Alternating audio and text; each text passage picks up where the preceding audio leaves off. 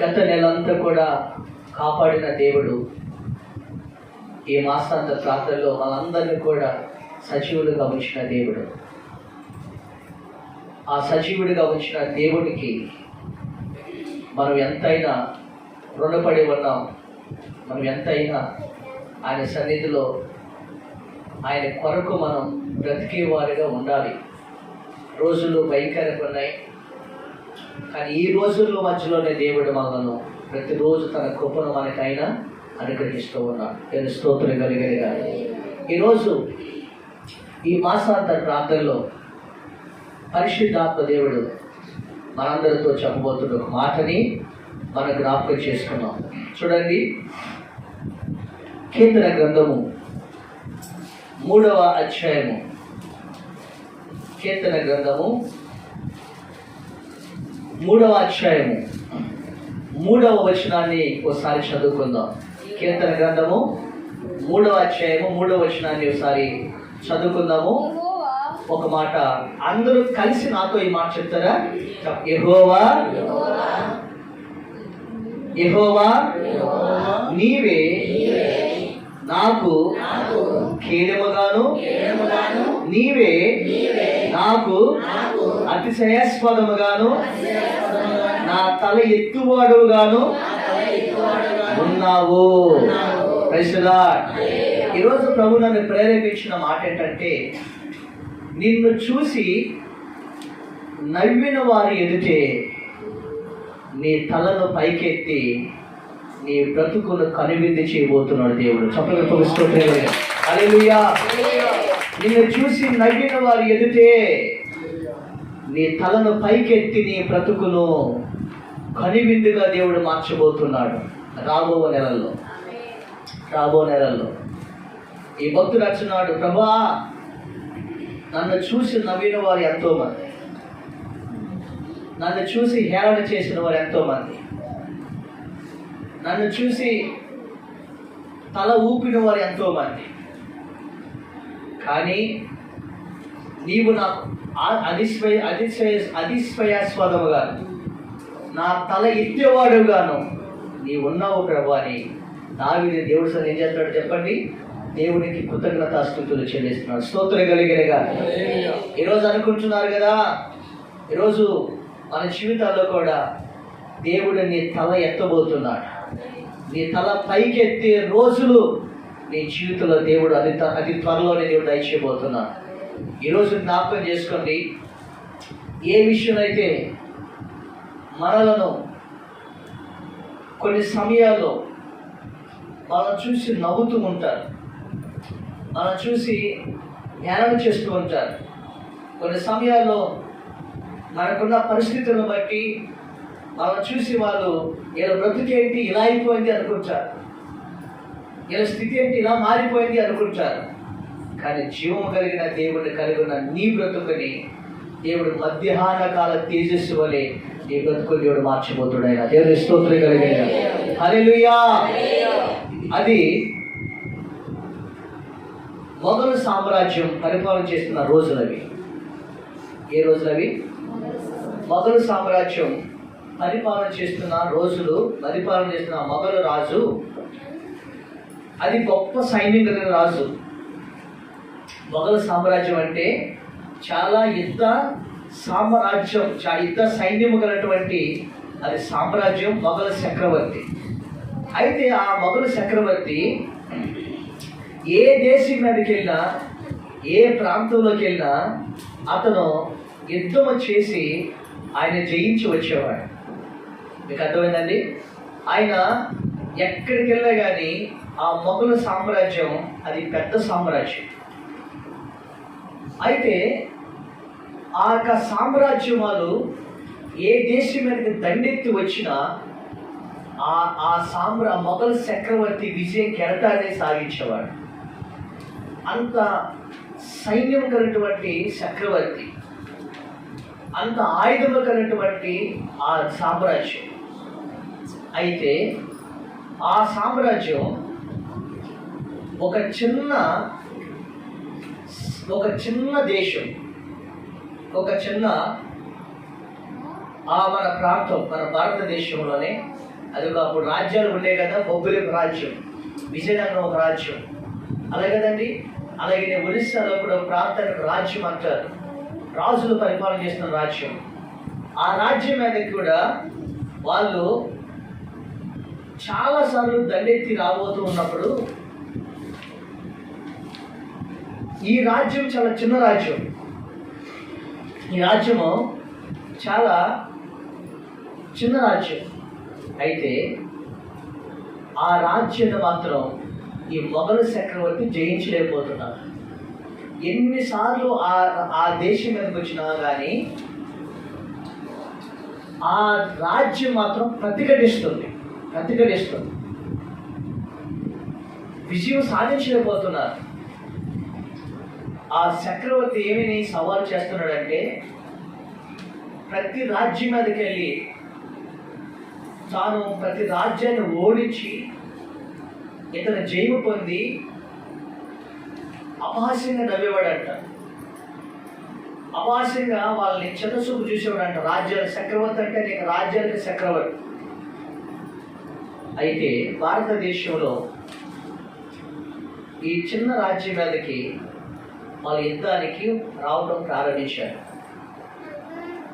యుద్ధానికి రావడం ప్రారంభిస్తే, యుద్ధానికి వస్తున్న సమయంలో రాత్రిపూట యుద్ధం జరుగుతుంది. ఎప్పుడు యుద్ధం జరుగుతుంది? రాత్రిపూట జరుగుతుంది. ఈ ప్రజలందరూ కూడా, మనం కూడా ఓడిపోతే నవ్వులు పాలైపోతాం. మన స్త్రీలను వాళ్ళు పట్టుకుని వెళ్తారు, చాలా దారుణంగా హింసిస్తారు అని ఈ రాజ్యంలో ఈ ప్రజలందరూ కూడా భయపడుతూ ఉండేవాడు. అయితే ఈ రాజ్యాన్ని ఒక సైన్యాధిపతి ఉన్నాడు ఈ రాజు దగ్గర. ఆ సైన్యాధిపతి ఈ రాజుతో చెప్పేవాడు, రాజా, మన రాజ్యం ఏమాత్రం కూడా నవ్వుల పాలు కానివ్వను. ఏం కానివ్వను? మన రాజ్యాన్ని ఏమాత్రం కూడా నవ్వుల పాలు కానివ్వను. మన ప్రజలు ఏమాత్రం కూడా తల దించుకోనివ్వను. మనమే గెలుస్తాం, మనమే విజయ కెరటాన్ని మనం ఎగరవేస్తాం అంటే అనేవాడు. ఎలాగా సాధ్యం? అతనికి 10,000 మంది సైన్యం అంటే మనకి 1000 మంది సైన్యం అన్నారు. అతనికి 10,000 కంటే 1,00,000 ఆయుధాలు ఎక్కువగా ఉంటే దాంట్లో కనీసం ఒక పావుంది కూడా మనకు ఆయుధాలు లేవు. వాళ్ళు చాలా సామ్రాజ్య చక్రవర్తి అయినా అని అన్నప్పుడు నేను అన్నాడు, మీరు భయపడకండి, మనమే గెలుస్తాం, మనమే విజయం సాధిస్తాం అని అన్నాడు. ఆ సమయంలో ఈ మొఘలు చక్రవర్తి భారతదేశం మీదకి, ఆ ప్రాంతం మీదకి యుద్ధానికి వస్తున్నాడు. యుద్ధానికి వస్తున్నప్పుడు రాత్రిపూట వాళ్ళు భూతల యుద్ధం, నదీ తీరంలో నీటి మీద యుద్ధం. వాళ్ళు పెద్ద పెద్ద ఓడల్లో వారు సైన్యముతో కలిసి ఈ చిన్న దేశం మీదకి వాళ్ళు యుద్ధానికి వస్తున్నారు. పెద్ద పెద్ద ఓడలు వస్తున్నారు. అయితే అక్కడ బ్రహ్మపుత్ర నది ఉంది. ఆ ఏరియాలో ఏముందో చెప్పండి? బ్రహ్మపుత్ర నది. ఎక్కడున్నది? బ్రహ్మపుత్ర నది ఉంది. ఈ బ్రహ్మపుత్ర నదిలో వాళ్ళు వస్తున్నారు. అయితే ఈయన ఈ సైన్యానికి ఒక అధ్యక్షుడు ఉన్నాడు, అధిపతి ఉన్నాడు. ఆయన ఏం చేశాడంటే కొన్ని వందల, దాన్ని ఏమంటారంటే కొన్ని వందల అరటి వంట చూసారా? దాన్ని ఏమంటారు? అరటి చిన్న ముక్కలు పోసి ప్రమిదలు పెడతారు కదా, ఏమంటారమ్మా? అరటి డబ్బాలు ఉంటాయి కదా, అరటి చిన్న చిన్న మొక్కలు కోసి అరటి డబ్బాలు పెట్టుకుంటా దానిలో ఏం చేశారంటే దీపాలు ఉంటాయి కదా, దీపాలు, ప్రమిదలు లాంటి దీపాలు ఉంటాయి కదా, అరటి దాంట్లో ఈయన స్ట్రాటజీ, ఈయన యొక్క ధైర్యం, దాంట్లో అరటి దెబ్బల్లో ఈ ప్రమిదలు దీపాలు వెలిగించి కొన్ని వేల దీపాలని ఈ బ్రహ్మపుత్ర నదిలో వదిలేది. వెనకాల వీళ్ళు పడవల్లో వస్తున్నారు, వాళ్ళు షిప్పుల్లో వస్తున్నారు. వస్తున్న సమయంలో, దగ్గర వస్తున్న సమయంలో ఏం జరిగిందంటే, ఈ మొఘల్ సామ్రాజ్యం సైనికులు షిప్పులో నైట్ వస్తున్నప్పుడు వీళ్ళు ఈ అరిదెబ్బలో ఈ దీపాలు చూసి వాళ్ళకి ఏం కనిపించిందంటే, అమ్మో ఇన్ని వేల మంది షిప్పులు ఉన్నాయి, వాళ్ళకి ఇన్ని వేల మంది సైనికులు ఉన్నారు వాళ్ళని వాళ్ళు మొదట వాళ్ళ హృదయం ఏం కలిగింది? భయం కలిగింది, ఒక భ్రమ కలిగి భయం కలిగి వాళ్ళు మానసికంగా చాలా మంది ఇక తిరిగి వెళ్ళిపోతామని తర్వాత వద్దామని చెప్పేసి వెలుగు తిరుగుతున్న సమయంలో ఈ చిన్న సైన్యం ఉన్నారే, ఈ చిన్న సైన్యం వెనకబాటుగా వచ్చి, ఎందుకంటే మన దేశంలో మన మొదలు మనం తెలుసు కదా, వచ్చి వాళ్ళ షిప్పులో ఎక్కారు వీళ్ళు. వాళ్ళ షిప్పులు ఎక్కి వాళ్ళు ఉన్న వాళ్ళందరినీ కూడా వాళ్ళే పొడుచుకున్నట్లుగా మనలో పొడుచుకున్నామని వాళ్ళు పొడిచి వాళ్ళని అంతర్యుద్ధం అంటారు చూసారా. దగ్గర 3 సామ్రాజ్యాలు, కొన్ని దేశాలు కలిసి వస్తున్నాయి, అంతర్యుద్ధం జరిగింది. ఆ షిప్పుల్లో వాళ్ళ ఒకరు పొడుచుకుని కొన్ని లక్షల మంది శవాలుగా వాళ్ళు తేలిపోయారు. గొప్ప విషయంతో వాళ్ళ షిప్పులన్నింటినీ కూడా తగలబెట్టేశారు. అప్పుడు ఆ చక్రవర్తిని ఓడించి ఆ సామ్రాజ్యాన్ని చేపట్టించుకొని ఈ అధిపతి తిరిగి తన రాజ్యానికి వచ్చాడట. చప్పట్లు పొగుస్తూ తిరగలిగిన హల్లెలూయా. చిన్న సైన్యమే, చిన్న రాజ్యమే, కానీ ఇతని పేరు గొప్ప సైన్యాడి పేరు అంటే లచిత్ ఓర్పు ఖాన్ అంటారు పేరు. హిస్టరీ చదివిన వాళ్ళు తెలిసి లచిత్ ఓర్పు ఖాన్, ఒరిస్సా తల్లి లచిత్ ఓర్పు ఖాను ఆ సైనికుడు కాదని ఇప్పుడు కూడా వాళ్ళు గుర్తు చేసుకుంటూ ఉంటారు. నేను స్తోత్రం కలిగిన ఆ రాజ్యానికి, ఆ రాజ్య ప్రజలకి, ఆ రాజుకి ఆ మొఘల్ చక్రవర్తి ఓడించి ఆ రాజ్యాన్ని తల ఎత్తిన గొప్ప వీరుడంట ఆయన ఓర్పు ఖాన్. నేను స్తోత్రం కలిగిన ఈరోజు నేను ఎందుకు మీకు ఈ విషయం చెప్తున్నానంటే, ఒక సైన్యాధిపతి అటు పక్కన వస్తున్నటువంటి వేలాది మంది సైనికుల్ని ఎదుర్కొనే ధైర్యము, సామర్థ్యము కలిగి, మీరు భయపడకండి నేనున్నాను, మన రాజ్యం తల దించుకోకుండా మన రాజ్యం తల ఎత్తుకున్నట్లుగా చేస్తారని ఆయన చక్కని స్ట్రాటజీ, చక్కని మానసిక విశ్వాసం, స్థైర్యంతో ఆయన అంత గొప్ప రాజు చక్రవర్తిని ఓడించి తరిమి వాడలు తగలబెట్టి పట్టుకుంటానికి కారణం తెలుసండి, అతని మీద ఉన్నటువంటి ఒక నమ్మకం, ఒక విశ్వాసం, ఒక ధైర్యం, అతనికి ఉన్నటువంటి జ్ఞానం. స్తోత్రం కలిగిన హల్లెలూయా. ఈరోజు నీ విషయంలో కూడా ప్రభు చెబుతున్నాడు, మన విషయంలో కూడా ప్రభు చెబుతున్నాడు. ఈ దావీదు అంటున్నాడు, నీవు నా కేడెం, నీవు నా అతిశయాస్వాదం, నీవు నా తల ఎత్తేవాడు. నేను స్తోత్రం కలిగిన నీవు నా కేడెం, నీవు నా అతిశయాస్వాదం, నీవు నా తల ఎత్తువాడు. ఈరోజు చెప్తున్నాను చూడండి, ఎక్కడైతే మీరు అనుకున్నారు, ఎక్కడైతే మనను చూసి నవ్విన వారి ఎదుటే నీ బ్రతుకును కనివిందు చేయబోతున్న దేవుడు మన ప్రభు అయిన యేసుక్రీస్తు. స్తోత్రం కలిగిన హల్లెలూయా. కాబట్టి నీ జీవితంలో ఈ మాసాంత ప్రాంతంలో చెప్తున్న మాటని జ్ఞాపకం చేసుకోండి. ఏ విషయంలో కూడా మనుషుల మాటలకి, మనుషుల యొక్క పద్ధతులకి, శత్రువైన సాధారణుని నేను దిగజార్చి బలహీనపరిచే మాటలకి ఏ విషయంలో కూడా నువ్వు కృంగిపోవద్దు, నువ్వు భయపడవద్దు. నువ్వు ప్రార్థిస్తున్న దేవుడు ఎవరో తెలుసా? వారి ఎదుటి నీ తలపైకి ఎత్తబోతున్నాడు. అందుకని బైబిల్ గ్రంథంలో ఒక మాట చూడండి, ఎవరయ్యా తలపైకి ఎత్తుకునేది? ఒక మాట చెప్తే ఈరోజు 3 విషయాలు చెప్తాను. ఎవరయ్యా తల పైకి ఎత్తే? ఎవరు తల పైకెత్తుతాడు? ఆదికాండము 4:7 చదవండి ఒకసారి. ఆదికాండము 4:7 చదవండి ఒకసారి. నీవు సక్రియ చేసిన ఎడల చూసారమ్మా, ఎవరైనా నీవు సక్రియ చేసిన యెడల తల ఎత్తుకొనవా. Praise lord. నెంబర్ 1 నువ్వేం చేయాలండి? సక్రియ అర్థం ఏంటి? మంచి పని. అర్థమైందమ్మా? ఏం చేయాలి? మంచి పని. ఈరోజు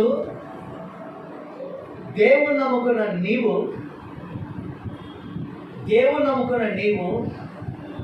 దేవుడి ఇంటిలో కానీ, నీ ఇంటిలో కానీ, నీకు పుట్టిన బిడ్డలు కానీ, నీవు కానీ ఏం చేయాలి తెలుసా అండి? తల ఎత్తుకునే పని చేయాలి. ఏమని చేయాలి చెప్పండి? తల ఎత్తుకునే పని చేయాలి. దేవుని స్తోత్రం. నువ్వు తల ఎత్తుకునే పని నువ్వు చేస్తే దాన్ని ఏమంటే మంచి పని అంట. ఏమంటా దాన్ని? మంచి పని. సక్రియ. నువ్వు సక్రియ అని ప్రభాతాడు. ఈరోజు నేను జ్ఞాపకం చేస్తాను. అలాంటి మంచి పని నువ్వు చేస్తే మంచి వారికి ఎప్పుడు కూడా మహోన్నతమైన దేవుడు తోడుగా ఉంటాడు. హల్లెలూయా. మంచి వారికి ఎప్పుడు కూడా ఎలా ఉంటాడని చెప్పండి? ఆయన తోడుగా ఉంటాడండి. ఆయన తోడుగా ఉండే దేవుడు మన ప్రభువైన యేసుక్రీస్తు. Praise lord.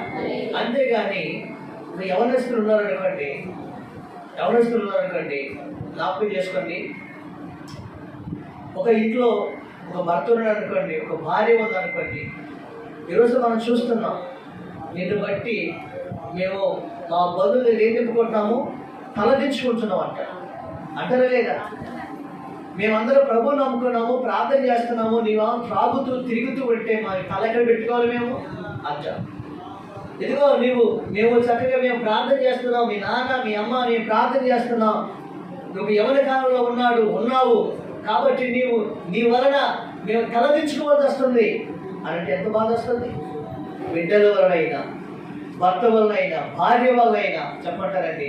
నువ్వు చేసే క్రియల వలన నీ కుటుంబం తలైన ఎత్తబడుతుంది, లేదా నీ కుటుంబం తలైన తెచ్చబడుతుంది. Praise lord. అందుకని అంటాడు, ఎవరైనా పేరు కయ్యూన్ అండి. ఏబేలు ఏం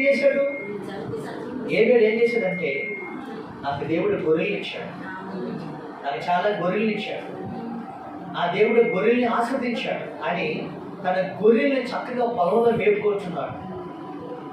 ఏబేలు విశ్వాసంతో నా గొర్రెల్ని ఆస్వాదిస్తాడని ఈ గొర్రెల్ని చక్కగా ప్రాణము కంటే ప్రేమగా చూసుకుంటున్నాడు. అలాంటి ఏబేలు ఆ గొర్రెల్ని తీసుకుని ఆదివారం వచ్చే సమయానికి ఏంటో చెప్పండి, దేవుడు నాకు 10 గొర్రెలు ప్రవహిస్తే ఆ 10 గొర్రెలు పిల్లలు పెట్టి 100 గొర్రెలుగా చేసినాయండి. వాటిలో శ్రేష్టమైన దాన్ని ఏంటంటే శ్రేష్టమైన దాన్ని ఎక్కడ తీసుకొచ్చి చెప్పండి అంటే కృమిన దాన్ని శ్రేష్టమైన దాన్ని. ఎప్పుడు కూడా దేవుడికి శ్రేష్టమైన దాన్నే మనం ప్రభుకి ఇవ్వాలి. Praise lord. శ్రేష్టమైన హృదయం, శ్రేష్టమైనటువంటి శక్తిని, శ్రేష్టమైనటువంటి పని ఏదైనా సరే నువ్వు ప్రభు కొరకు చేసి దాన్ని మంచి పని అంటారు. Praise lord. నువ్వు చేసే పని ఏదైనా శ్రేష్టమైన పని దేవుడు చేసినట్లయితే అలా దేవుడు తీసుకొచ్చి కృమిన దాన్ని, శ్రేష్టమైన దాన్ని దేవుడి దగ్గర తీసుకొచ్చి దేవుడికి అర్పణగా ఏం చేశాడండి? అర్పించాడు. అప్పుడు దేవుడు ఏం చేశాడు? ఆ అర్పణని కాకుండా ముందుగా ఏబేలు అర్పణని అంగీకరించాడు. స్తోత్రం కలిగేదిగా. ముందుకు మాట చెప్తానండి, దేవుడిని నమ్ముకుంటామన్న ముఖ్యం కాదు, కానీ అసలు దేవుడిని నమ్ముకుంటూ మందిరంకి వచ్చిన నీ బ్రతుకుని అంగీకరిస్తున్నాడా? దేన్ని అంగీకరించాలి? దేవుడు ప్రభువుకు మాట్లాడతాడు కదా సమయంలో, నువ్వెందుకయ్యా పద్దాక పెద్దోడి దగ్గరికి, చిన్నోడి దగ్గరికి, ఆరోడి దగ్గరికి వెళ్తా వింటాయి అంటే ప్రభు నువ్వే చెప్పు కదా యెషయా కుమారులో, వాళ్ళ హృదయాలు నాకు దూరంగా ఉంటాయి. ఎలా ఉంటాయి చెప్పండి? మనుషులు పైరూపాన్ని చూస్తారేమో కానీ ఏదో అంతరంగాన్ని సఫలంగా ప్రభు స్తోత్రం కలిగేగా ఏదో అంతరంగాన్ని చూస్తాడు. మనుషులు లక్ష్య పెట్టిన దానిని దేవుడు లక్ష్య పెట్టడు. కాబట్టి నేను లక్ష్య పెట్టేది ఏమన్నా తెలుసా అండి? దావీదు లక్ష్య పెట్టాడు. వాడు ఎక్కడున్నాడు ప్రభువా? వాడు ఎక్కడున్నాడు? గొర్రెలు కాస్తున్నాడు. వాడు ఎక్కడున్నాడు? ఎప్పుడు కొండల్లో, కోనల్లో, చెట్టుల్లో ఉంటాడు. ప్రభు వాడికి చదువు రాదు, సంధ్య రాదు, వాడు హైట్ తక్కువే, వెయిట్ తక్కువే, అన్నీ తక్కువే. వాడెక్కడు రాజుగా చేశావు అంటే ప్రభు అన్నాడు, అతని రూపమును నేను చూడను, అతని ఎత్తుని నేను చూడను, అతని క్వాలిఫికేషన్ ని నేను చూడను. మరి ఏం చూసావు?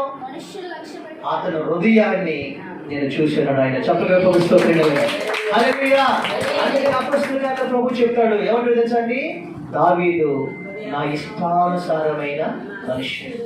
నా ఇష్టానుసారమైన ఎవరైనా మనుష్యుడు. అపొస్తల కార్యములు ఉంటుంది కదా, నేను 13వ అధ్యాయం అంటున్నా కదా, అపొస్తల కార్యం దావీదు నా ఇష్టానుసారమైన మనుషుడు, అతడు నా ఉద్దేశములన్నీ కూడా నెరవేర్చును. Praise the lord. ఈరోజు నేను చెప్పిన మాట ఏంటంటే, నీ తల దేవుడు ఎత్తబడాలి అంటే, ఈరోజు దావీదు తల అన్నల దగ్గర దించబడేది. దావీదు తల ఈ రోజున తల్లిదండ్రుల దగ్గర దించబడేది. దావీదు తల ఈ రోజున శత్రువుల దగ్గర దించబడింది. దావీదు తల సౌలు రాజు దగ్గర దించబడింది. దేని బట్టి? అతను తప్పు చేసిన దాన్ని బట్టి కాదు. అతను క్వాలిటీ ఏంటంటే గొర్రెలు మేపుతున్నాడు. అదేనండి, అతను ఏం మేపుతున్నాడు చెప్పండి? గొర్రెలు మేపుతున్నాడు. చదువు లేనివాడు, సంధి లేనివాడు. అతడు ఆ రంగులైతే వెన్నులో ఉద్యోగం చేస్తున్నాడు. 5 వెయిట్ అన్ని లక్షలు కలిగి ఉన్నాడు అంటాడు. ఒక మాట తెలుసండి, మేడు పండు చూడు, పట్టు చూడు. మేడు పండు ఎలా ఉంది చెప్పండి? చాలా అద్భుతంగా ఉంటుంది. పట్టు చూసారా? ఎలా ఉన్నావా? ఇది బాగా చిన్నప్పుడు చదువుకున్నట్టున్నావు బాగా. స్తోత్రం. ఈరోజు ప్రభు నేను చూస్తే ఈ హృదయం ఎలాగో. అలాగని ఎవరు నీతిమంతులు అనలా, మన ఎవరు నీతిమంతులు కాదు. యేసయ్య రక్తంలో కడగబడిన తర్వాత, యేసయ్య సన్నిధిలోకి వచ్చి వాక్యం వింటున్న తర్వాత, యేసయ్య సన్నిధిలోకి వచ్చి ప్రార్థన చేసుకున్న తర్వాత, నీ హృదయంలోకి దేవుడు వచ్చిన తర్వాత, ఆ దేవుడు ఎట్టివాడు అట్టి లక్షణాలు నువ్వు కలిగి ఉంటావు. ప్రజలా, ఆ దేవుడు పరిశుద్ధుడు కదా, నువ్వు కూడా రోజు రోజుకి ఎలా కలగాలి? పరిశుద్ధంగా కలవాలి. ఆ దేవుడు మంచి క్రియలు చేసేవాడు కదా. ఆ దేవుడు ఆయన ఎంత, ఒక మాట చెప్పదు, యేసు గురించి ఒక మాట చెప్పదు. ఏమంటారంటే, ఏమంటారు తెలుసండి? యేసు ప్రభు నాలో పాపం అన్నది మీరు ఎవరైనా నిరూపించగలరు. దేవుని స్తోత్రం కలిగిన ఆయన 10,000 మందిలో ఆయన గుర్తించగలిగిన వాడు, అతి సుందరుడైన, అతి శ్రేష్టమైన వాడైన. నీ ఫ్యామిలీలో నువ్వు ఎందుకు ప్రత్యేక నక్షత్రంలాగా బ్రతకూడదు? ఈరోజు నీ కుటుంబంలో ఎందుకు ఒక హేబేలులాగా, ఒక నక్షత్రమైన ఎస్తేరులాగా నువ్వు ఎందుకు ప్రకాశించకూడదు? జాగ్రత్తగా యేసయ్యను నమ్ముకున్న నీవు ఒక సత్క్రియ చేసేటువంటి ఒక మంచి క్రియ ఏంటో తెలుసండి? హేబేలు దేవుడికి శ్రేష్టమైన అర్పణ ఏం చేశాడు? తీసుకున్నాడు. హేబేలుని అంగీకరించాడు. తర్వాత హేబేలు అర్పణని ఈరోజు నువ్వు మందిరంలోకి వచ్చి ప్రార్థన చేస్తున్నావంటే, ఈ మందిరంలో ఎంతమంది ఎంత ప్రార్థన చేసినా మొదట ప్రభుకి ఏం చేయాలంటే, అసలు నీ హృదయాన్ని ఏం చేయాలి? దేవుడు అంగీకరించాలి. స్తోత్రం కలిగినగా అంగీకరించబడే హృదయము. ఎంత ప్రార్థన చేసినా చెప్పండి, ఎంత ప్రార్థన చేసినా, ఎన్ని సంవత్సరాల మందిరాలకు వచ్చినా, ఎంత చేసినా చెప్పండి అర్థం. మాటలు గారడీ వాళ్ళు ఉంటారు, పైపైన మెరుగులు చేసేవాళ్ళు ఉంటారు, ఏమండి ఎన్నో చేసేవారు ఉంటారు, మనుషులు మెప్పించేవారు ఉంటారు, మనుషులు చేసేవారు ఉంటారు. కానీ అవన్నీ కూడా మనుషులు చూస్తారేమో కానీ దేవుడు చూసేది ఏంటంటే అంతరంగానే చూస్తారు. దేవుని స్తోత్రం కలిగిన ఆ దావీదు అంటాడు, అయ్యా నీవే నాకు ఖేదమయ్యా, నీవే నా అతిశయ స్వాదమయ్యా, నీవే నా తల ఎత్తేవాడమయ్యా అంటాడు కదండి. ఈరోజు ఒక మాట చెప్తున్నామా, నిన్ను హెచ్చించాలన్నా, నీ తల పైకి ఎత్తాలన్నా, నీ బంధువులు కాదే, నీ స్నేహితులు కాదు, నీ అత్తమామ కాదు, నీ తల్లిదండ్రులు కాదు, నీ తోటివారి కాదు, నీ తల పైకి ఎత్తేది, నిన్ను ఆశీర్వదించేది, నిన్ను హెచ్చించేది, నీ బిడ్డలు దీవించేది ఎవరంటే నువ్వు నమ్ముకున్న జీవము కలిగిన పరాక్రమం కలిగిన దేవుడు మన ప్రభు అయిన యేసుక్రీస్తు కలిగిన. అందుకని దావీదు అంటాడు ఏమంటే తెలుసండి, అయ్యా నాన్న నన్ను పట్టించుకోవట్లేదు, నన్ను చిన్న చూపు చూస్తున్నాను, మా నాన్న నన్ను పట్టించుకోవట్లేదు, ఎందుకంటే అసలు నన్ను ఈ పక్షులకే తెలవలేదు. సౌలు చూస్తే ఆత్మీయంగా అన్నాడు, నువ్వు ఎందుకు పలికి రావరాను అన్నాడు సౌలు. అయితే సౌలు కదయ్యా నన్ను హెచ్చించేది, నా అన్నలు కదయ్యా నన్ను హెచ్చించేది, నా తల పైకెత్తేది నా తల్లిదండ్రులు కాదయ్యా, నా తల పైకెత్తేది ఎవరు అంటే చెప్పండి, తల వంచి నీ సన్నిధిలో ప్రార్థన చేస్తున్న నా దేవుడు అయిన నీవు నీ పాదాల దగ్గర తల వంచి ప్రార్థన చేస్తున్నప్పుడు ప్రజల ఎదుట నా తలని నువ్వు ఎత్తబోతున్నావయ్యా. దేవునికి స్తోత్రం కలిగేయ్యా. హల్లెలూయా. దేవుడి దగ్గర తల దించిన వాడు ఎవడైనా సరే ప్రజల దగ్గర తల ఎత్తకుండా తల దించకుండా దేవుడు వాళ్ళ తల పైకెత్తుతాడు. Praise the lord. దేవుడి దగ్గర తల దించి ప్రార్థన చేయి, ప్రజల దగ్గర దేవుడిని తల పైకెత్తి దీన్ని పైకి లేవనెత్తుడైనా. హల్లెలూయా. అందుకని హేబేలు లక్ష్య పెట్టినట్లుగా, హేబేలు అర్పణను అంగీకరించినట్లుగా ఈరోజు ఏం చేయాలి తెలుసా అండి? నీ హృదయాన్ని అంగీకరించినట్లుగా ఏం చేయాలి చెప్పండి? ఓ ప్రభు కొరకు బ్రతకాలి. Praise the lord. ప్రభు కొరకు బ్రతకాలి, ప్రభు కొరకు బ్రతకాలి. అప్పుడు ఏం చేశాడు? మొదటిగా సక్రియ ఏం చేశాడు చెప్పండి? దేవుడికి శ్రేష్టమైన వాటిని తీసుకొచ్చి దేవుడు పంపించాడు. Praise the lord. శ్రేష్టమైన సమయం ప్రభుకి ఇస్తున్నావా? శ్రేష్టమైనటువంటి పని నువ్వు దేవుడి కొరకు చేస్తున్నావా? దేవుడి కొరకు చేసేది ఏ పని సరే అది శ్రేష్టమైనదే. Praise the lord. పరిచర్య కావచ్చు, ప్రార్థన కావచ్చు, దేవుడికి ఇచ్చేది కావచ్చు, నువ్వు దేవుడి కొరకు చీపుర పొల్ల తుడిచినా ఏది చేసినా అది శ్రేష్టమైనదే. హల్లెలూయా. అందుకని అంటాడు సమూయేలుతో అంటాడు, నన్ను కనపరచేవారిని నేను కనపరుస్తాను, నన్ను తృణీకరించేవారిని నేను ఏం చేస్తాను? తృణీకరిస్తాను. ఈ రోజున నీ తల పైకి ఎత్తాలంటే నువ్వు దేవుడి కొరకు సత్క్రియ చేయాలి. అంటే దేవుడి కొరకు మంచి పని చేయాలి, దేవుడి కొరకు మంచి క్రియ చేసేవారికి ఉండాలి. అప్పుడు దేవుడు తలని పైకి ఎత్తుతాడు. ఎలా జరిగింది? హేబేలు శ్రేష్టమైన దేవుడికి ఇస్తున్నారు. ఎందుకని? హేబేలుకి తెలుసు ఆ ప్రభు ఇంకొకటి ఇచ్చాడు. కానీ కయ్యూరు ఏం చేశాడు చెప్పండి? తనకు కూడా వ్యవసాయాన్ని ఇచ్చాడు, తనకు కూడా వర్షాన్ని కురిపించాడు, తనకు కూడా పంటలు పండించాడు, తనకు కూడా అన్నీ ఇచ్చాడు. కానీ ఏం చేశాడంటే తన హృదయం దేవుడికి ఇవ్వటానికి అంగీకరించలేదు. తాను దేవుడి కొరకు మంచి పని చేయడానికి తన హృదయాన్ని అంగీకరించలేదు. అర్థమైందండి? ఈరోజు కయ్యూరు వచ్చి ఏదో పుచ్చిపోయిన వాటిని, ఏదో తప్పలు అంటారు చూసారా, ఆ తప్పల్ని వాటిని వీటిని ఏదో అంటే తీసేసి నాసిరకం అంటారు చూసారా, ఆ లాస్ట్ నాసిరకం అని వాటిని తీసుకొచ్చి ఎక్కడ పడేశారు? దేవుడి దగ్గరికి వచ్చాడు. అప్పుడు ఏం జరిగింది? సరిపోయారు అక్కడ. ఏం జరిగిందంటే కయ్యూరుని అతని అర్పణను దేవుడు ఏం చేశాడండి? లక్ష్య పెట్టలేదు. Praise the lord. ఈరోజు మాట తెలుసండి, ఈ 7 మాసాలు మాట చెప్తున్నాను. నువ్వు ప్రార్థన చేస్తున్నావు. దావీదు అంటాడు, నా హృదయ ధ్యానమును నా నోటి మాటలను నీకు అంగీకారమగును గాక అన్నాడు ఆయన. చప్పట్లతో నా హృదయ ధ్యానం ఆ హృదయముతో నువ్వు ప్రార్థన చేస్తావు. ఆ హృదయంలో ఎలాంటి ఆలోచన కలుగు. అదేనండి, సౌలు అదే హృదయంతో ప్రార్థన చేశాడు, అదే హృదయంతో దావీదు మీద అసూయపడ్డాడు. అవునండి. ఈ రోజున దేవుడి సన్నిధిలో మన హృదయం దేవుడికి అంగీకారంగా ఉండాలి. అదే పెదవులతో సౌలు ప్రార్థన చేశాడు, అదే పెదవులతో సౌలు తన ఈ భయంకరంగా ఏం చేశాడండి? దూషణ మాటలు మాట్లాడాడు. ఈరోజు మాట తెలుసా అండి, హృదయాన్ని దేవుడు అంగీకారం ఉండాలి. నీ పెదవులు దేవుడికి ఎవరండి? నా హృదయ ధ్యానమును నా నోటి మాటలు నీకు అంగీకారంగా అంగీకరించాలని నీ ప్రార్థన అంగీకరించాలి.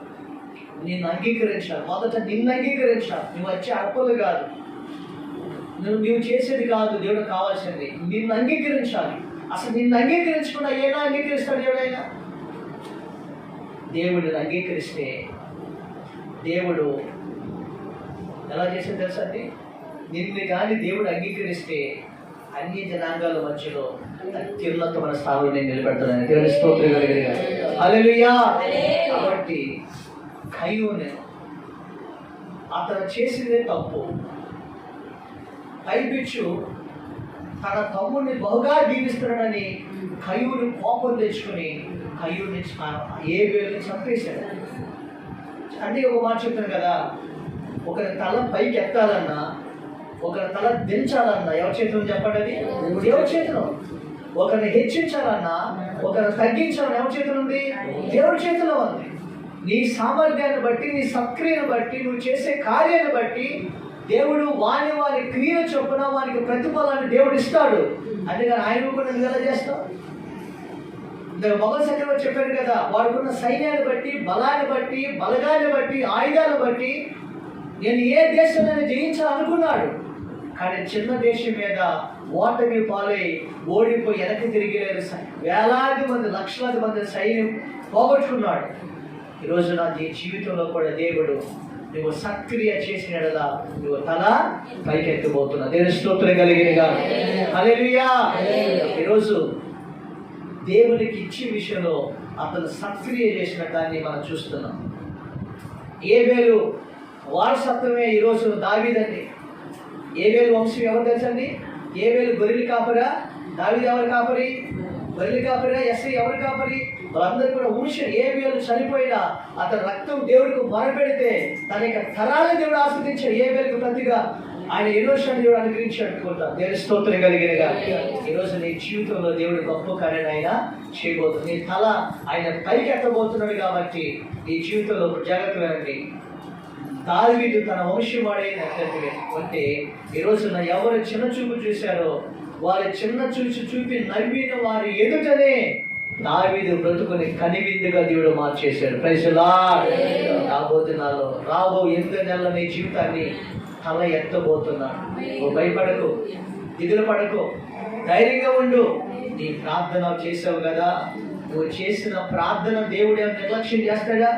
నేను చెప్పాను ఎవరు ప్రార్థన చెప్పాను?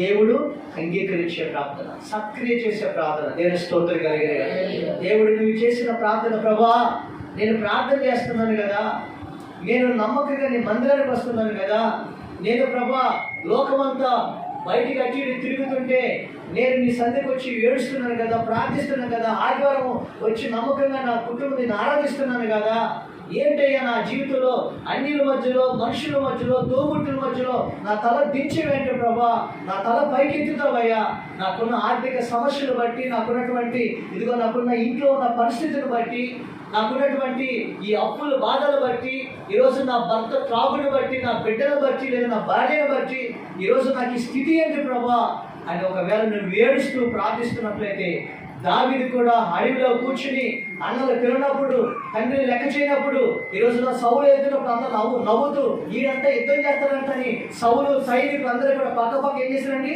నవ్వుతూ ఉంటే చెప్పమంటారు, దావీదు దేని లక్ష్యం లేదు, ఒకటే మాట అన్నాడు, నా కేడము నీవే, నా అతిశ్వయాస్పదము నీవే, నా తల పైకెత్తివాడు నీవే. దేవుడి చేత అంగీకరించబడితే అన్య జనాంగాల మధ్యలో, యూదుల మధ్య, ఇశ్రాయేల్ మధ్యలో దావీదుని తల పైకెత్తి తలగా శిరస్సుగా ఇశ్రాయేలు ప్రజలకు దేవుడి సింహాసనం మీద కూర్చోబెట్టాడు. దేవుని స్తోత్రం కలిగినగా. ఈరోజు నీ స్థితిని చూసి, నీ పరిస్థితిని బట్టి ఈరోజు నువ్వు ఏ విషయాల్లో కూడా నువ్వు భయపడద్దు, నీకు విడుదల సమీపించింది. అందుకనే లోకాసు వార్త 21వ అధ్యాయం ఒకసారి చూడండి. లోకాసు వార్త 21వ అధ్యాయం ఒకసారి చూడండి. హల్లెలూయా, హల్లెలూయా. లోకాసు వార్త ఇవి జరుగును ఆరంభించినప్పుడు నీవు ధైర్యం తెచ్చుకొని ఏంటండి? ఇవి జరిగిన ఆరంభించినప్పుడు మీరు ధైర్యం తెచ్చుకొని మీ తల ఎత్తుకొని మీ విడుదల సమీపించింది. చెప్పలు స్తోత్రం కలిగినగా. హల్లెలూయా. గమనిస్తున్నాడు, ఇదిగో ఇవన్నీ జరుగుతాయి. ఏం జరుగుతాయి? అవమానాలు జరుగుతాయి, అపనిందలు జరుగుతాయి, ఆర్థిక పరిస్థితులు వస్తాయి. ఈ రోజున కొన్ని సమయాల్లో నీ బిడ్డల గురించి, ప్రభా నా బిడ్డ విషయంలో నువ్వేం చేస్తావు? తల ఎత్తుతావా, తల దించుతావా? చదువుల విషయంలో, సీటుల విషయంలో, భర్త మార్పు విషయంలో, ఆర్థిక పరిస్థితుల విషయంలో నువ్వు ప్రార్థిస్తున్నావు. నీ బిడ్డ విషయంలో, నీ కుమార్తె విషయంలో, కుమారుడి విషయంలో నువ్వు అనుకుంటావు, ఏంటి ప్రభా నేను ఇంత నమ్మకంగా గుడికి వస్తున్నాను, ఇంత నమ్మకంగా ప్రార్థన చేస్తున్నాను, ఇంత నమ్మకంగా మందిరానికి వస్తున్నాను కదా, ఏంటి నా బిడ్డ విషయంలో ఇలా చేశావు? ఏంటి నా భర్త మార్పు చెందలేదు, ఆర్థిక పరిస్థితులు ఏంటి అని నీ జీవితంలో ఎన్నోసార్లు అనుకుని ఉన్నావు. చెప్పంటారండి, జీవం కలిగిన దేవుడు అన్నాడు, ఇవి జరగని ఆరంభిస్తాయి. ఏమి జరగని ఆరంభిస్తాయి? ఏం జరగని ఆరంభిస్తాయి చెప్పండి? ఇవి జరగనవి ఆరంభిస్తాయి. అంటే ఈ పరిస్థితులు నీకు వస్తాయి. నీతిమంతులు కలుగు ఆపదలు అనేకములు, అయినా వాటన్నిటి దేవుడు ఏం చేస్తాడు? తప్పిస్తాడు. దేవుని స్తోత్రం కలిగేది. ఈ రోజు నీ జీవితంలో ఈ పరిస్థితులు జరిగినాయో, రేపు అదే పరిస్థితులు నేను పైకి లేవనెత్తబోతున్నాయి. అదే పరిస్థితులు బట్టి నువ్వు సాక్ష్యం చెప్పబోతున్నావు. అదే పరిస్థితులు పట్టుకుని నువ్వు సువార్తని ప్రభుత్వంలో ప్రకటించబోతున్నావు. అన్ని జనాలకు వెలుగుగా నువ్వు మార్చబోతున్నావు. హల్లెలూయా. ఈరోజు ఎందుకు వచ్చిందయ్యా ఈరోజు నా జీవితంలో? ఎందుకు వచ్చింది అంటాడు. కొన్ని సమయంలో నాకు ఎందుకు జరిగింది అంటాడు. ఒకసారి యేసు ప్రభు దగ్గరికి ఒక పక్షవాత కాళ్ళు చేతులు పుట్టుకతోనే చెవిటివాడు, కాళ్ళు చేతులు ఆ పుట్టుకతో లేని వాడిని యేసు దగ్గరికి తీసుకొచ్చినప్పుడు కొంతమంది తీసుకొచ్చారు.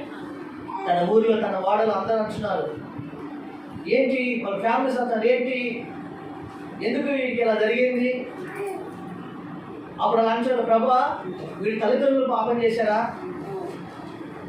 లేకపోతే వాళ్ళ తాతలు ముత్తాతలు పాపం చేశారా, వీడు ఎవరు పాపం చేశారు ఇలా పుట్టాడు అంటారు కొన్ని సమయాలు. అంతే కదండి, ఇదే అంటారు కదండి. మనం ఏదైనా అయినప్పుడు ఇదే మాట్లాడతారు మన జీవితాలు. అయితే యేసు ప్రభు అన్నారు, ఇది దేవుని మహిమ కొరకు ఇలా జరిగిందన్నాడు. ఆయన చెప్పలేదు స్తోత్రం కలిగేదా? అది దేని జరిగింది చెప్పండి. ఇది దేవుని మహిమ కొరకే జరుగుతుంది. దేవుణ్ణి మహిమపరచబోతున్నాడని చెప్పాడు. అతను దేవుడు ముట్టి లేపాడు. అతడు దేవుడిని మహిమపరచుకుంటూ తన ఊర్లోకి వెళ్ళి వేలాది మంది ప్రజలను ప్రభుత్వం తిప్పాడు. దేవుని స్తోత్రం కలిగేదా? ఈ రోజున ప్రియమైన దేవుడు పెట్టారా? అనే సమయాల్లో ఒకరి విగ్రహాలలో ఉన్నప్పుడు, లోకంలో ఉన్నప్పుడు, అన్ని జనాంగాలు అనుకునే మనుషులు కూడా అప్పులు ఎందుకు అయిపోయావు? ఎందుకు నీకు కష్టం వచ్చింది? ఎందుకు నీ పరిస్థితి వచ్చింది? నీకు ఎందుకు వచ్చింది అంతవే చెప్పండి కదా. అన్న వాళ్ళు ఒకరోజు మందిరానికి రాదు. అన్న వాళ్ళు ఒకరోజు వాళ్ళ జీవితాలు చూస్తే అంత మనోహరంగా ఉండవు. అన్న వాళ్ళు పరిస్థితులు చూస్తే వాళ్ళ బ్రతుకులు వేరు కొట్టాయి. అయినా వాళ్ళు దీవించబడుతున్నారు. ప్రభా నేను నమ్మకంగా ఉంటున్నా, నమ్మకంగా ప్రార్థిస్తున్నా, లోక ఆశలు పోవటం లేదు. నేను నా బ్రతికేంటూ, నా పుట్టింటూ, నా బిడ్డలేంటో బ్రతుకుతున్నాము. కానీ వాళ్ళు చూస్తే విపరీతమైన నడకలు, విపరీతమైన బ్రతుకులు, విపరీతమైన బుద్ధులు, విపరీతమైన జీవితాలు జీవిస్తున్నారు. వారే బాగున్నారు, వారే చేస్తున్నారు, వారే అన్నీ బాగున్నాయి. ప్రభా నాకేంటి ప్రభా ఈ స్థితి, నాకేంటి నీ జీవితం అని అంటున్నావా? జాగ్రత్తగా అని అంటున్నావా? ఇవి జరగని ఆరంభిస్తాయి ప్రజలా. ఇవన్నీ కూడా జరుగుతాయి, ఇవన్నీ కూడా అవుతాయి. అయితే చూడండి 40వ కీర్తన 12వ వచనం చూడండి. 40వ కీర్తన 12వ వచనం చదవండి ఒకసారి. అంటున్నారా మాట? లెక్కలేని అపాయములను చుట్టుకుని ఉన్నవి. చూసారండి, ఏమన్నాడు ఆయన? అయ్యా ఈ పరిస్థితులు బట్టి నా తల ఎత్తి నేను ఏం చేయబోతున్నాను? ఏం చేస్తానమ్మా? నా తల ఎత్తి నేను చూడలేకపోతున్నాను మనుషుల వైపు. నా తల ఎత్తి నేను నడవలేకపోతున్నాను. నా తల ఎత్తి నేను ఏం చేయబోతున్నాను? బ్రతకలేకపోతున్నాను. మనుషులనే మాటలకి, మనుషులనేటువంటి వేదనలకి నా తల ఎత్తి నేను చేయలేకపోతున్నాను. నేను బ్రతకలేకపోతున్నానయ్యా, చూడలేకపోతున్నానయ్యా. ఈరోజు నువ్వు తల ఎత్తి చూడలేని పరిస్థితులు నీ జీవితాన్ని తలకిందలు చేసి ఉంటే నువ్వు ఆదాయపడవద్దు. చదవండి. దావీదు ఒకరోజు తన ఇంట్లోనే తన కుమారుడు శత్రువుగా లేచాడు. తన కుమారుడితో పాటు తాను అపాయింట్ చేసిన మంత్రులందరూ కూడా తన వ్యతిరేకంగా వెనకాల కుట్రలు జరుగుతున్నారు. తన కుమారుడు అబ్షలోము తన తండ్రి సింహాసనం లాక్కుని సింహాసనం మీద కూర్చుని తన తండ్రిని చంపే ఆలోచన తన పెద్దలు చేస్తున్నారు. తన తండ్రిని చంపమని తండ్రితో ఉన్నవారే చెప్తున్నారు. కొన్ని సమయాల్లో మనతో ఉన్నవారే, మనం మేలు చేసిన వారే, మన సహాయం చేసిన వారే, మాకు అర్థమైందండి. నువ్వు ఎవరికైతే మేలు చేస్తావో, ఎవరికైతే మంచి చేస్తావో, ఈ రోజున వాళ్ళే నీకు కీడు చేసే వాళ్ళుగా తయారవుతారు. కానీ ఇవన్నీ జరగని ఆరంభిస్తాయి. అయితే దావీదు ఏం చేసిందో తెలుసా? దావీదు ఏం చేశాడంటే తల దించుకొని ఇంకా నా కుమార్తె ఎందుకు, వాళ్ళతో ఎందుకని వేరుగా తల దించుకొని ఏం చేస్తున్నాడు ఆయన వేరే ప్రాంతానికి వెళ్ళిపోతున్నాడు. జాగ్రత్త వేరే ప్రాంతానికి వెళ్ళిపోతున్నాడు. ఆయన అంటున్నాడు, ఒకడు వచ్చి షిమి అనేవాడు వచ్చి ఏం చెప్తున్నాడు, ఒరే దుర్మార్గుడా, ఒరే దుష్టుడా అని రకరకాలుగా దూషిస్తున్నాడు, రకరకాలుగా రాళ్ళు రువ్వుతున్నాడు. ప్రజలందరి మధ్యలో దావీదు తల దించుకున్నాడు, తల పైకెత్తి చూడలేకపోతున్నాడు. ఎవరు చెప్పండి? దావీదు. ఎవరండి దావీదు? మహారాజు అండి. అమ్మా కొన్ని సమయాల్లో మన ఇంట్లో మన బిడ్డలను బట్టి, కొన్ని సమయాల్లో శత్రువుని అపవాది మన బిడ్డలను బట్టి తల ఎత్తి చూడలేని పరిస్థితులు కల్పిస్తాడు. వాడు చదువుకుంటాడా, వాడు మంచి ప్రయోజనం అవుతాడా, వాడు చదవలేకుండా చేసే శక్తులు ఉంటాయి, వాడి భవిష్యత్తు నాశనం చేసే దురాత్మలు ఉంటాయి, మనుషుల్లోనే ఉంటాయి. ఈరోజు నీ కుటుంబాన్ని, నీ ఉద్యోగాన్ని, నీ వ్యాపారాన్ని, నీ జీవితాన్ని కూడా తల ఎత్తి చూడలేని పరిస్థితులు కల్పిస్తూ ఉంటారు మనుషులు. బయటకు నోరు ఎత్తలేని స్థితి, రోడ్డు మీద నడవలేని స్థితి, మనుషులు నిన్ను చుట్టూ బిగిస్తూ ఉంటారు. దావీదు అంటున్నాడు, నేను తల ఎత్తి చూడలేని పరిస్థితి నాకు కలిగింది అంటున్నాడు. నేను స్తోత్రం కలిగింది కాదు. జాగ్రత్త ఉంటున్నారా?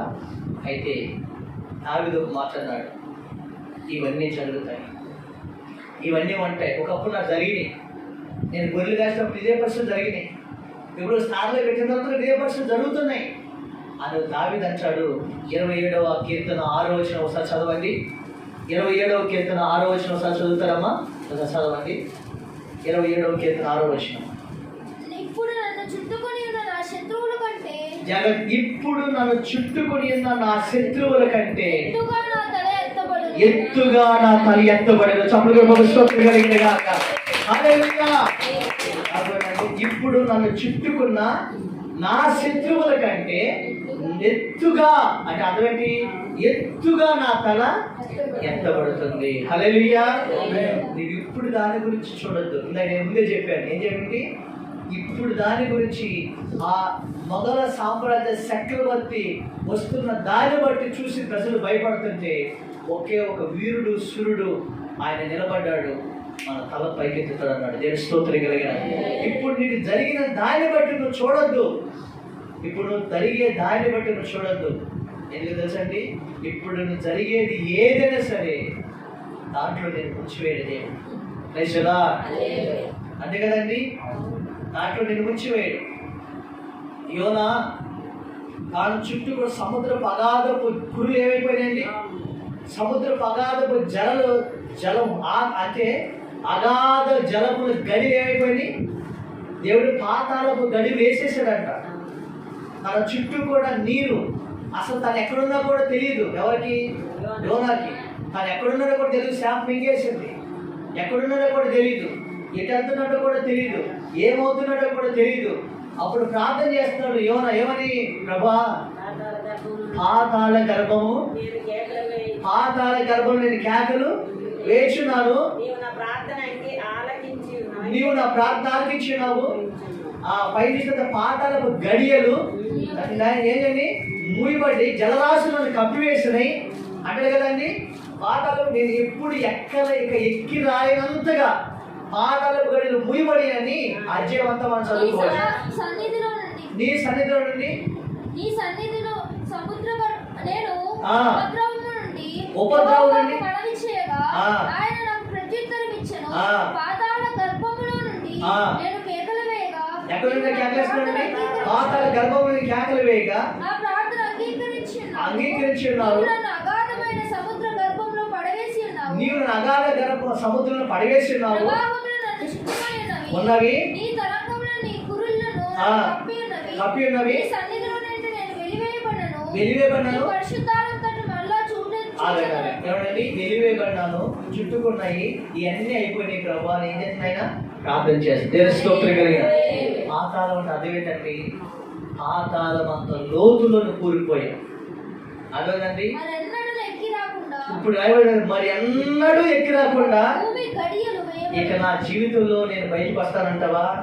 ఈ బాధలో నుండి, అప్పులో నుండి, ఈ పరిస్థితుల నుండి అసలు నేను బయటకు వస్తానంటావా? ఈరోజు నా జీవితంలో నేను ప్రార్థించింది జరిగింది అంటావా? అయ్యింది అంటావా? ఈరోజు నా జీవితంలో అనుకున్నటువంటి కార్యము నెరవేరుద్ది అంటావా అని మన జీవితంలో అని అంటున్నాడు. ఇది ఎప్పటికీ ఎక్కి రాలేదేమో. నా బ్రతుకు చచ్చిపోయే వరకు నా బ్రతుకు ఇలాగే ఉంటుందేమో, ఇలా అప్పులతో ఉంటానేమో, అనారోగ్యంతో ఉంటానేమో, ఇలాగే ఉంటానేమో నువ్వు అనుకుంటున్నావు. కానీ నా దేవా మరలా నేనేం చెప్తాను, నేను నీ తట్టు చూసి ప్రార్థన చేస్తూ ఉంటాను. దేవుని స్తోత్రం కలిగినగా. హల్లెలూయా. నీ వైపు యెరూషలేము తట్టు చూస్తాను, మరలా నీ వైపు చూస్తాను. ఎక్కడ నుండి? అగాధంలో నుండి.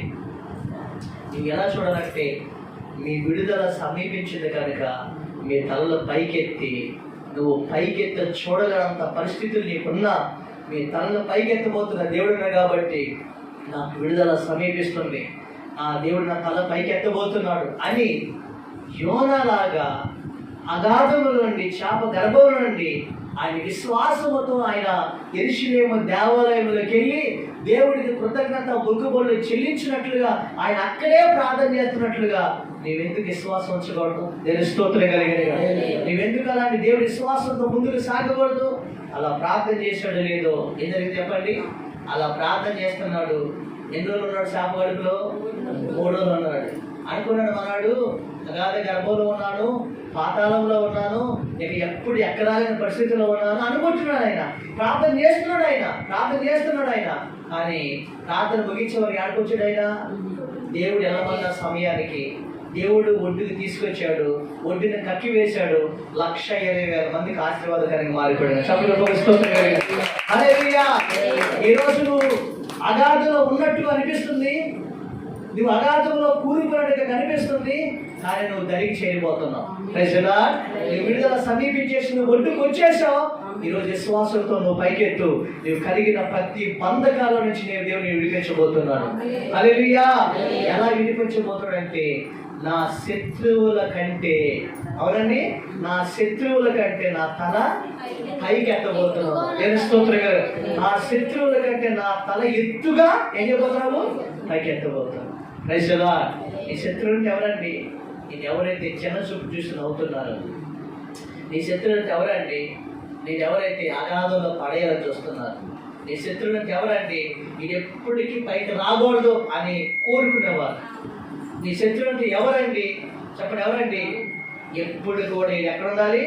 అలాగే మొత్తం చుట్టేసిన పరిస్థితిలో ఉండాలి అని కోరుకునేవాడు నీ శత్రువు అంటే. ఆయన ప్రభు అంటున్నాడు, మరి నువ్వు ప్రార్థన చేస్తున్నావు కదా, కానీ పైన విడుదలని కనబట్టలేదు, కానీ దేవుడు పైన కార్యక్రమాన్ని అంతా ఏం చేస్తున్నాయినా జరిగించేస్తున్నాడు. ప్రార్థన ముగించే టయానికి, సమయం వచ్చే టయానికి, నిర్ణయకాలం వచ్చే టయానికి యోనా ఒడ్డుకు వచ్చేసాడు. చెప్పండి, స్తోత్రం కలిగినగా. హల్లెలూయా. నువ్వు అంతకంటే లోతులు ఉన్నావా? నువ్వు అంతకంటే పరిస్థితిలో ఉన్నావా? నువ్వు అంతకంటే స్థితిలో ఉన్నావా? యోనా మునిగిపోయాడా? యోనా చచ్చిపోయాడా? యోనా చేప తినేసిందా? చెప్పండి, తినేసిందండి. తినేస్తే ఎప్పుడు చచ్చిపోయాడు కదండి. తిమింగలం చేతిలో పడితే వాడనే ముంచేస్తుంది కదా. అలాంటిది ఆ పరిస్థితులు మొత్తం నేను ముంచేసి ఎప్పుడు అయిపోవాల్సింది కదా, కనుమరుగు అయిపోవాల్సింది కదా. కారణం తెలుసండి, ఆ శ్రమల మధ్యలో దేవుడు నిన్ను ఏం నేర్పిస్తుంది చెప్పండి? ఆ శ్రమల మధ్యలో నీకు దేవుడు ఇంకా దేవుడి సమీపాన భక్తిని, పరిశుద్ధతని, విశ్వాసాన్ని దేవుడు నీకు నేర్పిస్తున్నాడు. దేవుని స్తోత్రం కలిగిన. హల్లెలూయా. రేపు ఎప్పటికీ కూడా ఏ స్థితికి వెళ్ళినా కూడా నువ్వు ప్రార్థన మర్చిపోకూడదు. ఏ స్థితికి వెళ్ళినా కూడా దేవుని మర్చిపోకూడదు. ఏ పరిస్థితికి వెళ్ళినా కూడా నువ్వు దేవుని నిర్లక్ష్యం చేయకూడదు. తర్వాత ఇలాంటి పరిస్థితులు మళ్ళీ ఎప్పటికీ వచ్చినప్పుడు కూడా నువ్వు భయపడకూడదని ఈ పరిస్థితులు కూడా దేవుడు నేను నడిపిస్తున్నాడు. దేవుని స్తోత్రం కలిగినగా. ఆ నడిపించాడు. ఆ శత్రువుల కంటే అన్నాడు. శత్రువు ఎవరు చెప్పండి? సౌలు శత్రువు కదా. శత్రువు ఎవరు చెప్పండి? గొలియాతు శత్రువు కదా. శత్రువు ఎవరు చెప్పండి? అన్నల శత్రువు కదా. అనలేమన్నారు, ఒరే నువ్వు మాకంటే గొప్పడు అవుతావా, నువ్వు మాకంటే గొప్ప వీరుడు అవుతావు వచ్చావని అన్నారు. సౌలు ఏమన్నాడు? నీ వల్ల కాదేనా పోరా అన్నాడు. సౌలు అన్నాడు. గొలియాతు ఏమన్నాడు? నీ తల నరికేసి ఏదైనా మా దేవతలకి దేవుడికి ఏం చేస్తాను వేస్తానన్నాడు. అర్థమైందండి? ఎవరిని? దావీదుని. తల్లిదండ్రులు ఏమన్నారు? అసలు ఇది ఎవడో రేషన్ దాంట్లో కూడా ఆడి పేరు లేదు అన్నాడు. అంటే వీళ్ళందరూ కూడా దావీదు అంటే వాళ్ళందరికంటే ఎత్తుగా దావీదు తలను పైకి ఎత్తేసాడు. చెప్పండి, అందరూ కూడా ఎవరు మాట వినాలి? ఎవరు పరిపాలన ఉండాలి?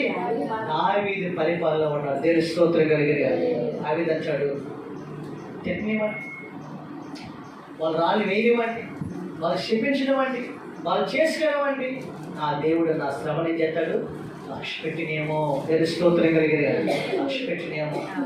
నెంబర్ 1, దేవుడు నిన్ను అంగీకరించాలి. దేవుని స్తోత్రం కలిగిన కాదు, ఎవరు అంగీకరించి చెప్పండి? నిన్ను అంగీకరించాలి. నెంబర్ 2, నీ ప్రార్థనను దేవుడు ఏం చేయాలి? అంగీకరించాలి. ప్రజలా నెంబర్ 2, నీ ప్రార్థన దేవుడు ఏం చేయాలి? అంగీకరించాలి. దేవుని స్తోత్రం కలిగిన అలా అంగీకరించినట్లయితే ఏం చెప్పాడు తెలుసా అండి? 1, దేవుడు నీకు విడుదల సమీపించింది. మీ తలలు చేయండి, పైకి ఎత్తండి. ప్రజలా విడుదల సమీపించింది. మనం అంగీకరించమంట మనం చేయవలసిన గొప్ప అంటే సక్రియ. ఇది మర్చిపోవాలి. ఏం చేయగలండి? సక్రియ.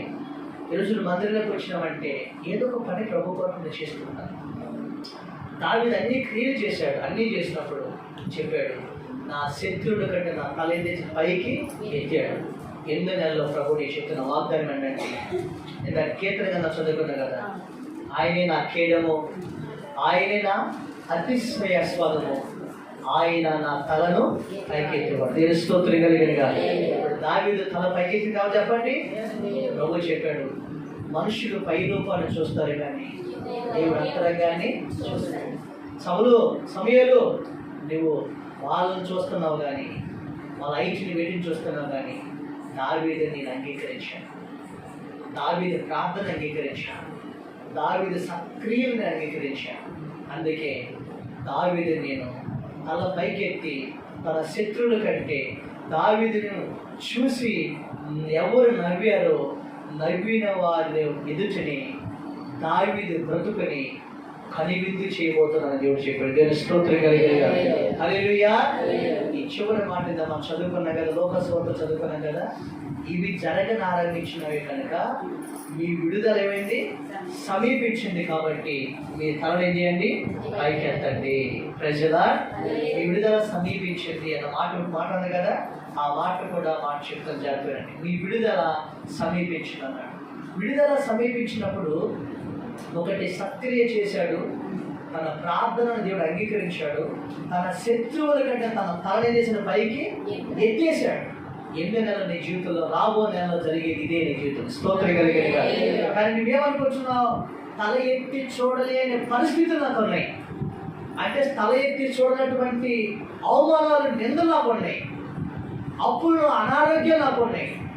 కానీ తల ఎత్తి చూడని పరిస్థితిలో ఉన్న వాటన్నిటిలో నుంచి యోనాన్ని బయటికి తీసుకొచ్చినట్లుగా నన్ను బయటికి తీసుకొచ్చి నా శత్రువుల కంటే నా తల పైకి చేసావు ఎత్తిపోతాడు. దేవుని స్తోత్రం కలిగేది.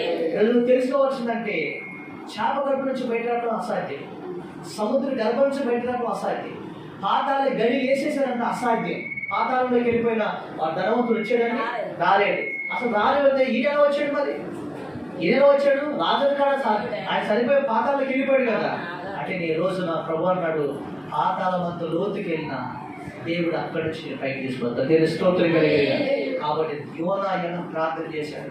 ఆ ప్రార్థన చివరి మాట ఏంటంటే, ఇవి జరగని ఆరంభిస్తున్నాయి కానీ మీ విడుదల ఏమైంది అంటే, నీకు రోజు రోజుకి మొత్తం కఠినమైన పరిస్థితులు, చుట్టూ ఉచ్చు బీసమన్న పరిస్థితులు, చుట్టూ కూడా ఇక బెస్తగలేని పరిస్థితులు వస్తున్నాయి అంటే అర్థం ఏంటంటే, నీకు విడుదల త్వరలోనే సమీపించింది. దేవుని స్తోత్రం కలిగేది.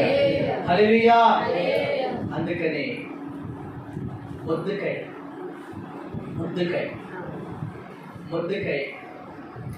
చుట్టూ కూడా ఏం బిగించాడు చెప్పండి?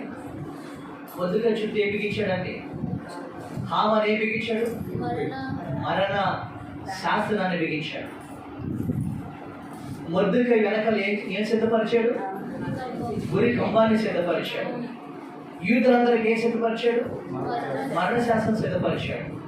మొర్దెకైకి ఏం సిద్ధపరిచాడు? ఇప్పుడు యూదులందరికీ ఒక మరణం అయితే మొర్దెకైకి ప్రత్యేకమైన మరణం. ఏం చెప్పండి? ఏ మరణం? గురికొయ్యన మరణం. మాట చెప్తున్నాను. వీళ్ళందరికంటే ఎక్కువ ప్రార్థన చేసింది ఎవరు చెప్పండి? ఎవరండి? ప్రభు కొరకు నిలబడింది ఎవరు? తల వంచకుండా బ్రతికింది ఎవరు? ఇప్పుడు ఈయనకి ఎక్కువ మరణమే. ఈయన కఠినమైన ప్రత్యేకంగా ఉరిశిక్ష సిద్ధపరిచింది ఎవరికి అనుకుంటున్నా? ప్రభా, నేను ఎంత ప్రార్థన చేస్తున్నానే ప్రభా, నేను ఎంతగా నీ వరకు బ్రతుకుతున్నాను ప్రభా, దేనికి లొంగకుండా బ్రతుకుతున్నాను ప్రభా, కానీ నాకేంటి ప్రభా ఎంత పరిస్థితి ఏంటి ప్రభా నాకు అని నువ్వు అనుకుంటున్నావు కదా. నేను స్తోత్రం కలిగినగా ఉరికొయ్యే సిద్ధపరిచి ఆ రాత్రి అంతా తన భార్య, పిల్లలు, బంధువులు అందరూ ఏం చేశారు చెప్పండి? ఏం చేశారమ్మా?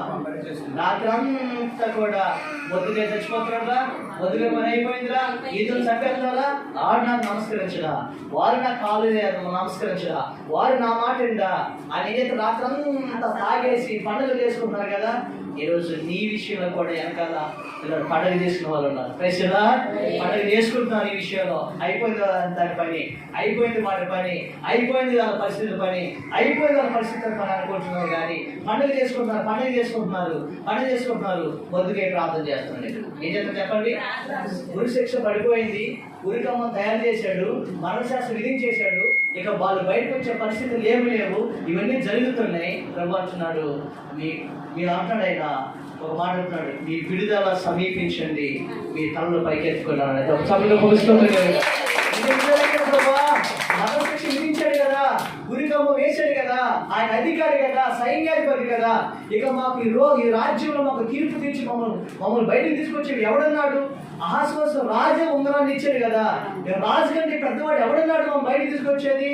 ఈ రోజు మనం అనుకుంటాం, ఎలా బయటకు వస్తాం, బయటికి ఎలా తీసుకుని వస్తాం అని అనుకుంటున్నాం. కానీ రాజు కంటే పెద్దవాడు, సైన్యాధిపతి కంటే పెద్దవాడు, రాజుల కంటే రారాజు మొద్దుకై అంటున్నాడు, అన్ని దిక్కులు నాకు మోసపోయిన ఒక దిక్కు నాకు దేవుడు తెలిసి ఉంచాడు.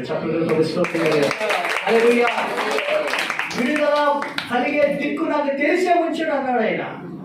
వీళ్ళందరూ ప్రార్థన చేస్తారు, రండి ప్రార్థన చేద్దాం అన్నారు. మరణ శాసనం ఉన్నా, మొద్దుకై గురుశిక్ష ఉన్నా, ఏం చేద్దాం చెప్పండి? ప్రార్థన మాత్రం మాటలే ప్రార్థన చేస్తున్నా. తెలుస్తోతుగా జరిగిందని విడుదల సమీపించింది. విడుదల పక్కనే ఉంది. తెల్లవారి పాటికే జరిగిన పరిస్థితి తెలుసు కదండి. ఏమైపోయి చెప్పండి? వాడు వీడు వాడు స్తోత్రం కలిగింది కదా. ప్రపంచాడు నీ మీద ఉన్న ఆ యొక్క అవమానం అనే పాత్ర, దుఃఖం అనే పాత్ర, అప్పులనే పాత్ర, మరణం అనే పాత్ర, నీ మీద ఉన్నటువంటి ఉగ్రత పాత్రలు తీసి నేను శత్రువు చేతులు పెట్టాను అంటాడు. చప్పట్లు పరిణాజ్యాలు నేను చదివినట్లయితే పరిణాజ్యం 7:3 నుంచి చదివినట్లు ఉంటుంది అన్నమాట. ఏమన్నాడంటే ఆయన, ఇదిగో నేను నీకు కలిగిన బాధ చూసి వాళ్ళు నవ్వేరు కదా, నీకు కలిగిన చూసి దాన్ని చూసి వాళ్ళు నవ్వేరు కదా, నీవు పడిపోతుంది చూసి వాళ్ళు నవ్వేరు కదా, నీ బాధ చూసి నవ్వేరు కదా, ఇప్పుడు నీవన్నీ కూడా ట్రాన్స్ఫర్ చేస్తున్నాను, అవన్నీ కూడా నీకు ట్రాన్స్ఫర్ చేస్తున్నాను. దేవుని స్తోత్రం కలిగేది కాదు. అది జరిగిందా లేదా? జరిగింది లేదమ్మా.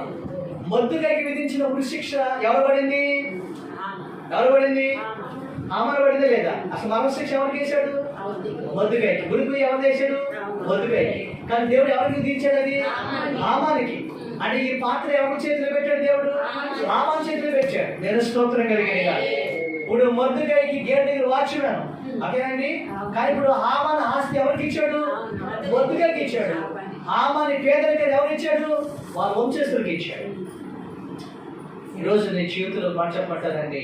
యెషయా చెబుతున్నాయన ఆ ఉగ్రత పాత్రను తీసి, నీ అవమానమైన పాత్రని, నీ నిందలనే పాత్రని, నీ అప్పులనే పాత్రని, నీ అనారోగ్యమైన పాత్రని, దేని బట్టి అయితే నీ శత్రువులు నవ్వారో వాటన్నిటిని తీసి వాళ్ళ ఒడిలో పెడుతున్నాడు. వాళ్ళు కలిగిన ఆశీర్వాదాన్ని తీసుకొచ్చి నీ ఇంట్లో దేవుడు కట్టబోతున్నాడు. హల్లెలూయా. కాబట్టి ఈరోజు వాక్యం నా ప్రియమైన దేవుడు బిడ్డలారా జ్ఞాపకం చేసుకోండి. ఆయన అంటున్నాడు, దేవాది దేవుడు మొద్దుకైకి, తన జాతి వారికి, తన ప్రజలందరికీ అద్భుతమైన విడుదలను దేవుడు ఏం చేశాడు? అనుగ్రహించాడు. స్తోత్రం కలిగినగా అనుగ్రహించారు.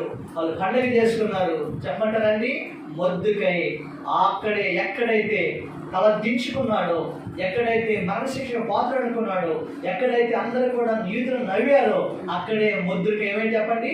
గొప్పవాడయ్యాడు. 127 సంస్థానాలకు ఎవడైనా ఆయన యూదులకు ప్రధానమంత్రిగా మొద్దుకైని స్థిరపరిచేసాడు. చప్పట్లు స్తోత్రం కలిగేదిగా. విడుదల సమీపించాను. కాబట్టి ధైర్యంగా ఉండు. నెంబర్ 1, అయితే నువ్వేం చేయాలి? సక్రియ చేయాలి. నువ్వేం చేయాలి? యోనాలాగా నువ్వేం చేయాలి? ఉపవాసం ఉండి ఆ పరిస్థితులు కూడా ఏం చేయాలి? నువ్వు ప్రార్థన చేయాలి. ఎలాంటి ప్రార్థన చేయాలి? దేవుడు అంగీకరించే ప్రార్థన చేస్తే దేవుడు అంటాడు, దేవుడు నీ శత్రువుల కంటే, నీ శత్రువుల తల కంటే నీ తల పైకెత్తువాడు. Praise the lord. నీకున్న సమస్యలన్నిటి నుంచి ఆయన విడుదల చేసి నీ తల పైకెత్తువాడు.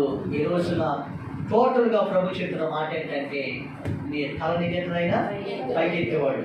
ఆయన నా కేడము, ఆయన నా అతిశయస్పదము, ఆయన నా తల పైకెత్తు. నేను స్తోత్రం కలిగిన. ఇప్పుడు దావీదు అతిశయముగా అతడు వాళ్ళందరి ముందు తల ఎత్తి శిరస్సు వచ్చి వాడు కొట్టినాడు. సింహాసనంలో కూర్చున్న తరతరాలకు ఏర్పాటు చేస్తున్నాడు. ఈ రోజున మొర్దెకై అతిశయం చేశాడు. ఒకప్పుడు వాచ్మెన్ రాయుడు అని తలదించుకునే వాళ్ళు ఈ రోజున ప్రధానమంత్రి అయితే ఒక అతిశయస్పాదంగా మార్చాడు.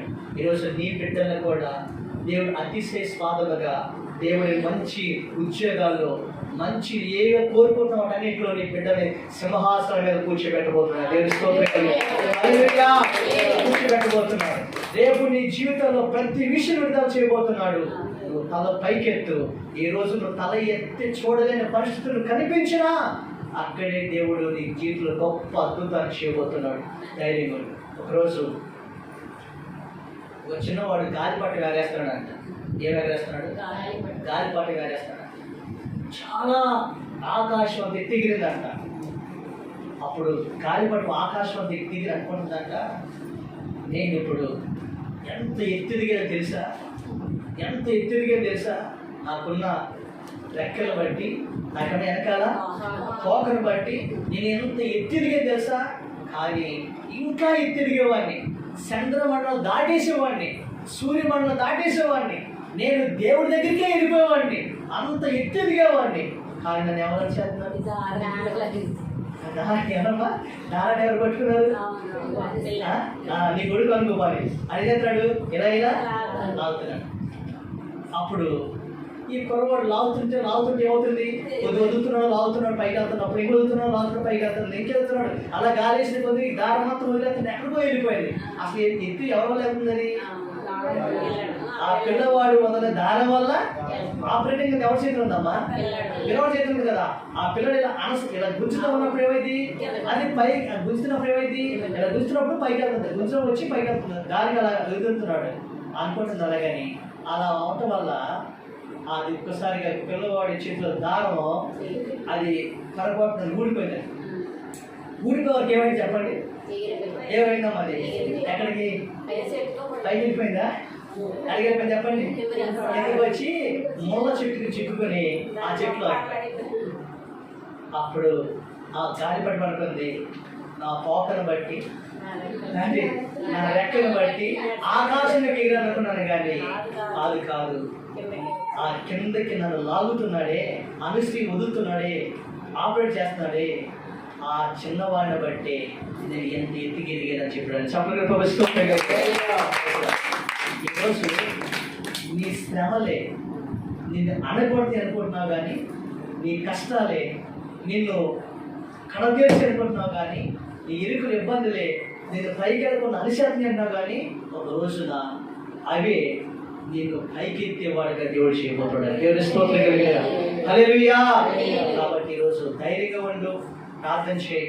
నీ తల దేవుడు పైకెత్తబోతున్నాడు. నీ బిడ్డల తల, నీ కుటుంబం తల, నీ తల ఎత్తబోతున్నాడు. నీ విడుదల సమీపించింది. నీ శత్రువుల కంటే నీ తల పైకెత్తి తరతరాలకు నేను దేవుడు ఆశీర్వాదకరం ఉంచును గాక. ఆమేన్. దేవుడి మాటలు దీవించును గాక.